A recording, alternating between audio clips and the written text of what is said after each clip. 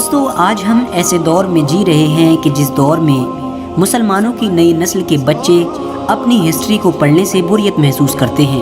آج حالات تو یہ کہتے ہیں کہ ہر مسلمان بچے کو اپنی تمام چیزوں سے توجہ کو ہٹا کر صرف اپنی ہسٹری یعنی اتہاس پر توجہ دینا چاہیے، لیکن وہیں دوسری طرف مسلمانوں کے بچوں کا آج الٹا حال ہو چکا ہے۔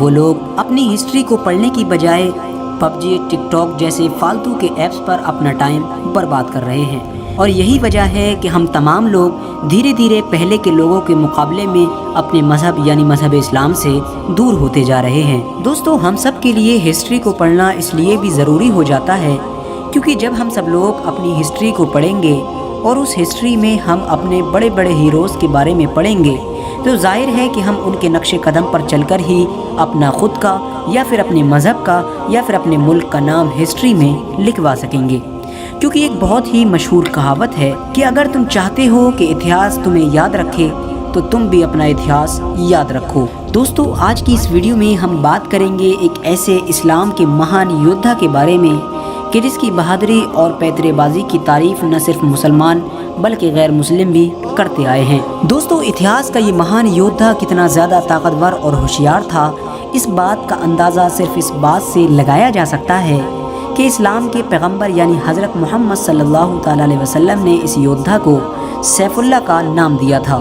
سیف اللہ کا مطلب ہوتا ہے اللہ کی تلوار، یعنی ان کا نام رکھا گیا تھا اللہ کی تلوار۔ دوستو اس مہان اور ہوشیار شخص کو آج پوری دنیا خالد بن ولید کے نام سے جانتی ہے۔ دوستو خالد بن ولید کا جنم 592 عیسوی میں مکہ شہر میں ہوا تھا۔ آپ کے والد یعنی جن کا نام ولید تھا، ان کی گنتی مکہ کے ان چند لوگوں میں ہوا کرتی تھی جو مکہ میں سب سے زیادہ امیر اور سب سے زیادہ نامور لوگ تھے۔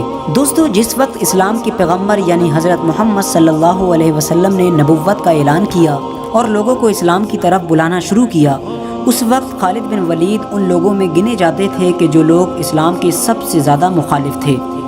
یہ اسلام کے سب سے زیادہ کٹر دشمن تھے اور اعلان نبوت کی 19 سال بعد تک یہ کافر ہی رہے۔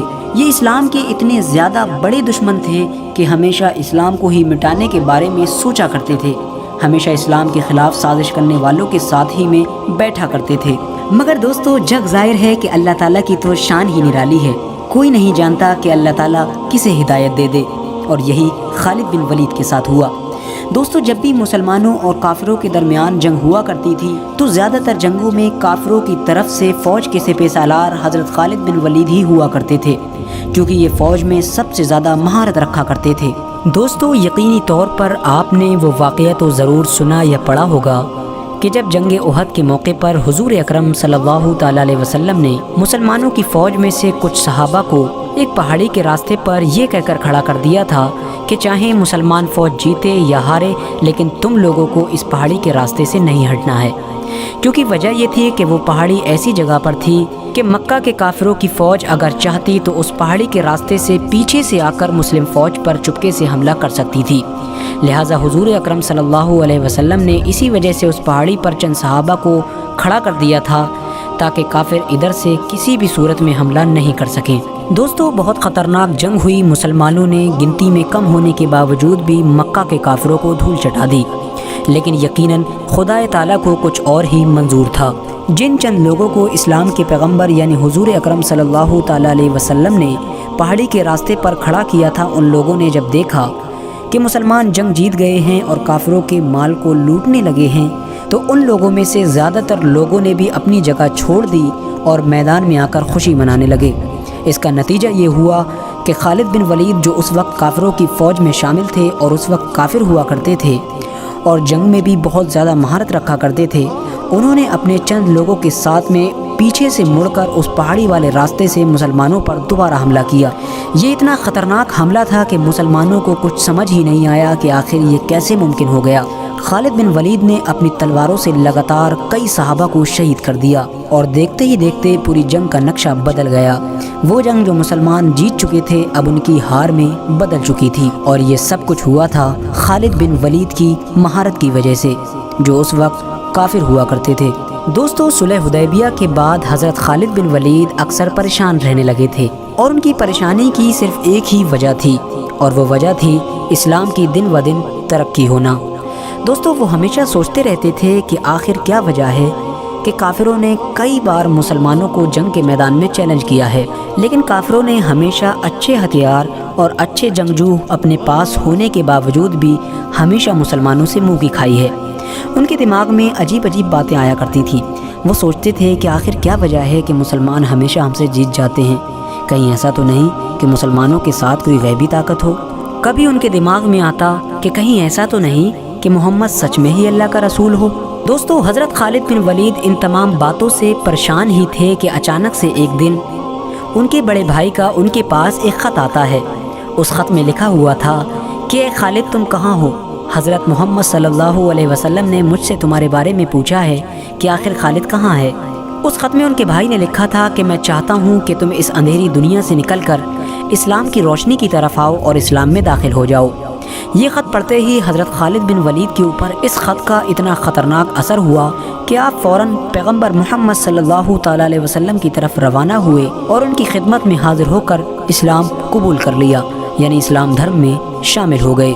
دوستو حدیثوں کی کتاب میں آتا ہے کہ پیغمبر محمد مصطفیٰ صلی اللہ علیہ وسلم نے رومن امپائر کی طرف یعنی سیریا کی طرف، جسے پہلے ملک شام کہا جاتا تھا، اپنا ایک ایلچی روانہ کیا، لیکن رومن امپائر نے اپنے غرور و گھمنڈ میں آ کر مسلمانوں کے اس ایلچی کو قتل کر دیا۔ اور ظاہر ہے کہ پہلے کے دور میں کتنا بھی خطرناک دشمن ہو لیکن ایلچی کو وہ قتل نہیں کیا کرتا تھا، کیونکہ ایلچی کو قتل کرنے کا مطلب ہوا کرتا تھا جنگ کا کھلم کھلا اعلان کرنا۔ جب مسلمانوں کا ایلچی قتل کر دیا گیا تو حضور نے بھی مدینے سے صحابہ کی ایک بڑی فوج کو جنگ کے لیے سیریا کی طرف روانہ کیا اور اس جنگ کا سپہ سالار بنایا حضرت زید بن حارثہ کو۔ دوستو زید بن حارثہ حضور اکرم صلی اللہ تعالیٰ علیہ وسلم کے منہ بولے بیٹے بھی تھے اور یہ وہ واحد صحابی ہیں کہ جن کا نام قرآن میں بھی آیا ہے۔ اور حضور نے جاتے ہوئے صحابہ کو یہ نصیحت فرمائی کہ اگر زید شہید ہو جائے تو اس کے بعد اپنی فوج کا سپہ سالار جعفر کو بنا دینا، اور اگر جعفر بھی شہید ہو جائے تو اپنی فوج کا سپہ سالار عبداللہ بن رواحہ کو بنا دینا، اور اگر وہ بھی شہید کر دیا جائے تو اس کے بعد جس پر تم لوگ متفق ہو جاؤ اسی کو اپنا سپہ سالار بنا دینا۔ حضور نے یہ نصیحت کر کے سیریا کی طرف اپنے لشکر کو روانہ کیا اور حضور صلی اللہ علیہ وسلم مسجد نبوی میں اپنے چند صحاباؤں کے ساتھ مدینہ شہر میں بیٹھ گئے۔ ایک طرف سیریا میں جنگ ہو رہی تھی اور دوسری طرف حضور مدینے میں پوری جنگ کا نقشہ اپنے صحابہ کو بیٹھ کر بتا رہے تھے۔ بڑی ہی خطرناک جنگ ہوئی اور حضور رو رہے تھے اور اپنے صحابہ سے کہہ رہے تھے کہ جنگ میں اب زید کو شہید کر دیا گیا ہے، اسلامی فوج کا جھنڈا اب جعفر بن طیار کے ہاتھ میں آ گیا ہے۔ تھوڑی دیر بعد حضور رو رہے تھے اور کہہ رہے تھے کہ جعفر کو بھی شہید کر دیا گیا ہے اور اب جنگ کا جھنڈا عبداللہ بن رواحہ کے پاس آ پہنچا ہے۔ اس کے بعد حضور نے فرمایا عبداللہ بن رواحہ کو بھی شہید کر دیا گیا ہے، اور تمام لوگوں کے متفق ہونے کے بعد حضرت خالد بن ولید کے ہاتھ میں اسلام کی فوج کا جھنڈا دے دیا گیا ہے۔ دوستو یہ پہلا موقع تھا کہ جب حضرت خالد بن ولید کے ہاتھ میں اسلامی فوج کی سپہ سالاری تھی، کیونکہ اس سے پہلے تو وہ کافر ہوا کرتے تھے۔ لہٰذا جب اسلام کا جھنڈا حضرت خالد بن ولید کے ہاتھ میں آیا اور اس چیز کو رومن امپائر کی فوج نے دیکھا تو ان کی آدھی ہمت تو حضرت خالد بن ولید کو دیکھ کر ہی ٹوٹ گئی تھی۔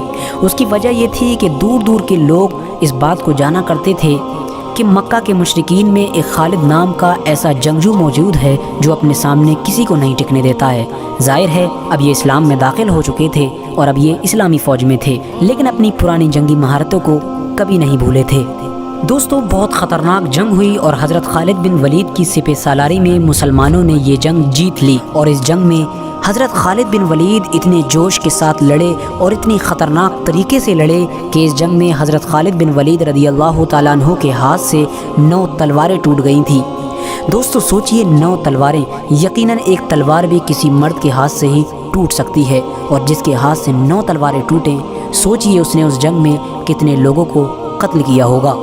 دوستو جیسا کہ میں نے آپ کو پہلے بھی بتایا کہ پیارے نبی یعنی حضور اکرم صلی اللہ تعالیٰ علیہ وسلم سیریا میں ہو رہی جنگ کا حال مدینے میں بیٹھ کر اپنے صحابہ کو بتا رہے تھے اور رو رہے تھے، تو جب حضرت خالد بن ولید نے اپنی بہادری کے بلبوتے پر اس جنگ کو فتح کر لیا تو حضور نے خوش ہو کر تمام صحابہ کے سامنے حضرت خالد بن ولید کو ایک نیا نام دیا اور وہ نام تھا سیف اللہ، اور حضور نے فرمایا کہ اب مسلمانوں کی فوج کی سپہ سالاری سیف اللہ کے ہاتھ میں ہے۔ دوستو، سیف اللہ کا مطلب ہوتا ہے اللہ کی تلوار۔ حضور نے تمام صحابہ کو جنگ کی فتح کی خوشخبری سنائی۔ یہ جنگ بعد میں جا کر جنگ موتا کے نام سے مشہور ہوئی تھی۔ دوستو، ظاہر ہے کہ حضرت خالد بن ولید کا ذکر ہو اور جنگ یمامہ کا ذکر نہ ہو، یہ تو ممکن ہی نہیں ہے۔ حضرت خالد بن ولید کی سب سے مشہور جنگ یمامہ ہے۔ یہ وہ جنگ تھی کہ جو مسلمانوں نے ایک ایسے شخص سے لڑی تھی کہ جس نے حضور اکرم صلی اللہ تعالیٰ علیہ وسلم کی وفات کے بعد، یعنی جب حضور اس دنیا سے ظاہری طور پر انتقال کر گئے تھے، تو اس نے نبوت کا دعویٰ کر دیا تھا اور اس نے کہا تھا کہ میں بھی نبی ہوں۔ اس کا نام تھا مسیلمہ کذاب۔ یقیناً یہ جنگ بہت خطرناک تھی، کیونکہ مسلمانوں کے سامنے کوئی چھوٹی موٹی فوج نہیں تھی، بلکہ بہت بڑی فوج تھی۔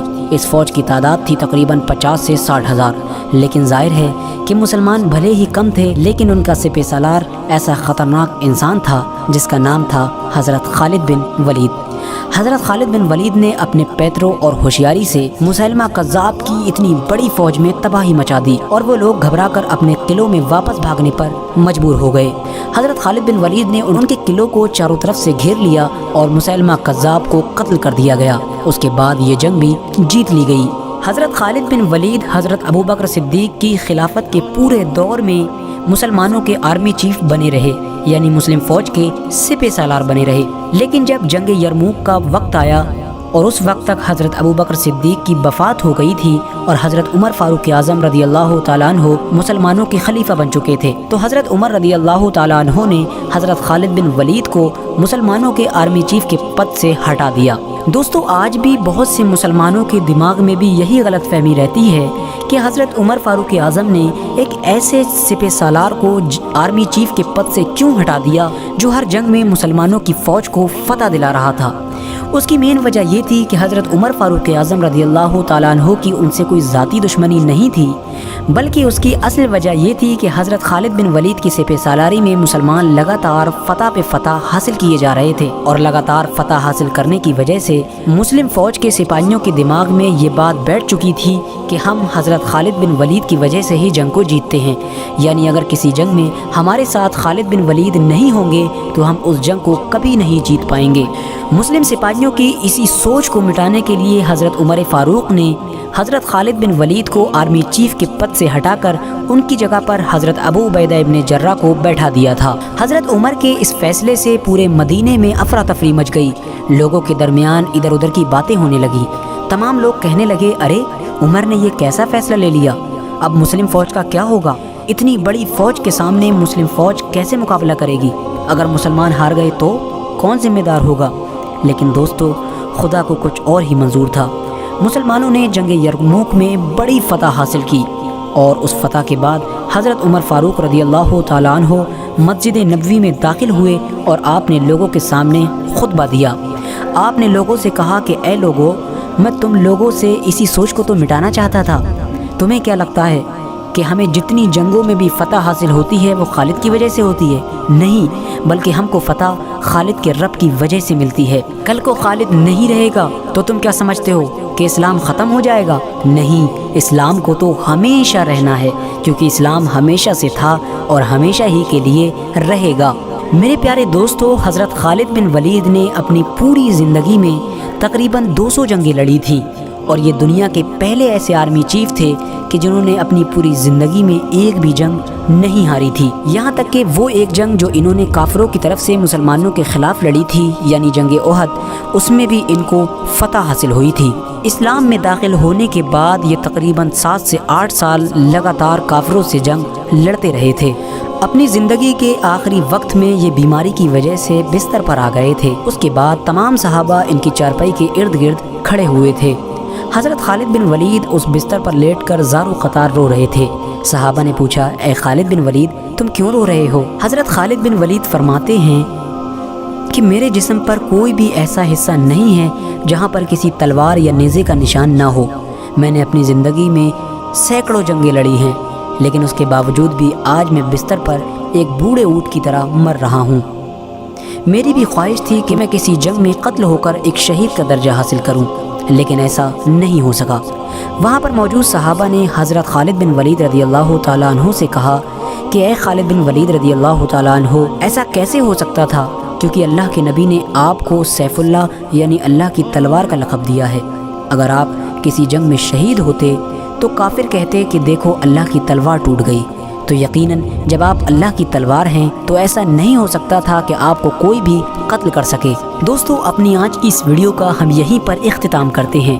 ویڈیو پسند آنے کی صورت میں ویڈیو کو لائک کر کے اپنے دوستوں احباب کے ساتھ ضرور شیئر کریں، اور اسی طرح کی ہسٹوریکل اور تاریخی ویڈیوز دیکھنے کے لیے ہمارے چینل کو بھی سبسکرائب کر لیں۔